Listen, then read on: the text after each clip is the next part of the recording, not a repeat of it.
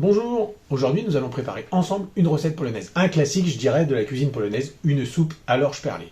Il faut savoir qu'en Pologne on mange beaucoup de soupe, quasiment à tous les repas il y a de la soupe, c'est un produit qui plaît aux Polonais car c'est chaud, c'est réconfortant, c'est pas cher, il y a besoin que d'une cuisson bien souvent, c'est des choses avec un bouillon qu'on va faire et qu'on va agrémenter d'autres ingrédients. Vous allez voir c'est pas compliqué, c'est plutôt économique même. Alors l'orge perlée.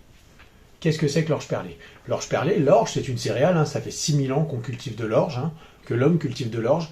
Donc elle est perlée parce qu'en fait on a enlevé tout ce qu'il y avait autour du grain pour garder que son amande en fait et ça permet au grain de cuire plus vite. C'est parti pour les ingrédients. Pour faire cette soupe polonaise à l'orge perlée, il va donc nous falloir de l'orge. Donc là c'est de l'orge perlée, un petit peu émondée, un petit peu concassée. Donc c'est de l'orge que moi j'achète au rayon exotique polonais de Mont-Auchan, ça se présente comme ça. Moi, je vous montre, c'est des petits sachets. Donc comme le riz, comme les espèces de riz cuit vite là.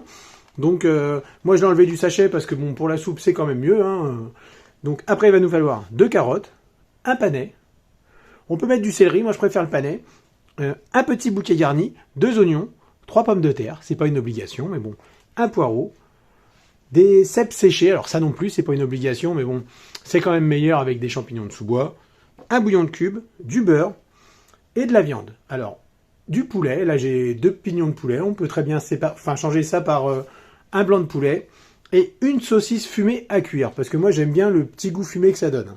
En premier, si vous avez choisi des champignons séchés, je vous rappelle, si vous n'avez pas de champignons séchés, vous pouvez très bien mettre un petit peu de champignons de Paris.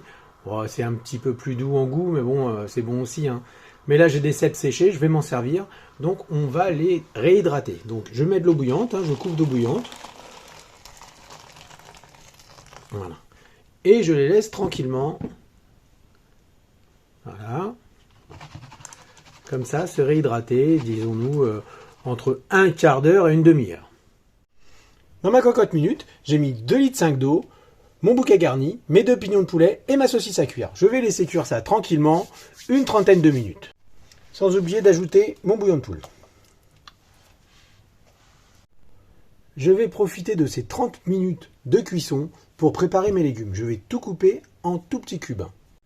2 à 3 fois pendant la cuisson, on va écumer. On va enlever toute l'écume qui se forme.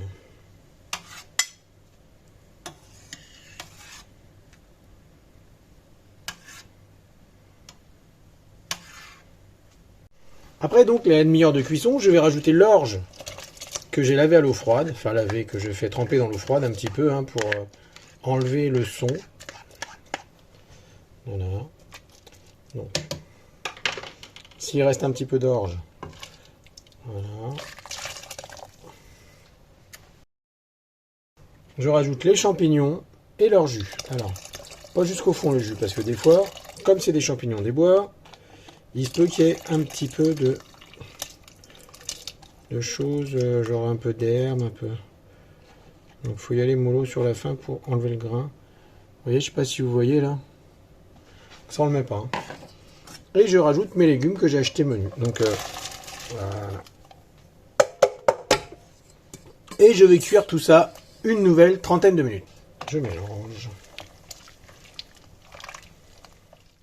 J'ai donc extrait de ma soupe, j'ai récupéré tout bêtement les blancs de poulet, les pignons de poulet et la saucisse. Et maintenant je vais tout couper en petits morceaux.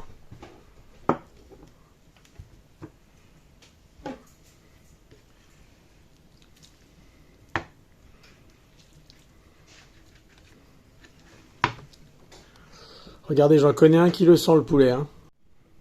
Maintenant, il ne reste plus qu'à couper la saucisse. Donc faites attention, si vous n'avez pas trop attendu comme moi, c'est un petit peu chaud. Moi j'ai pris la petite pince.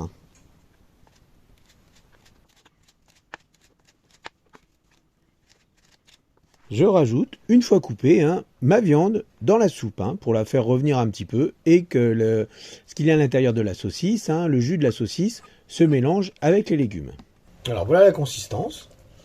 Alors si la soupe vous paraît trop épaisse, n'hésitez pas à rajouter un petit peu d'eau.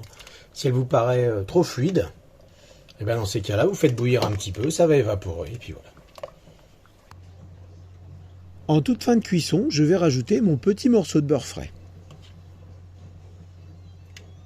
Et voilà les amis, la soupe est finie, hein, je l'ai mis dans un bol, hein, j'ai coupé quelques tranches de pain pour aller avec. Hein.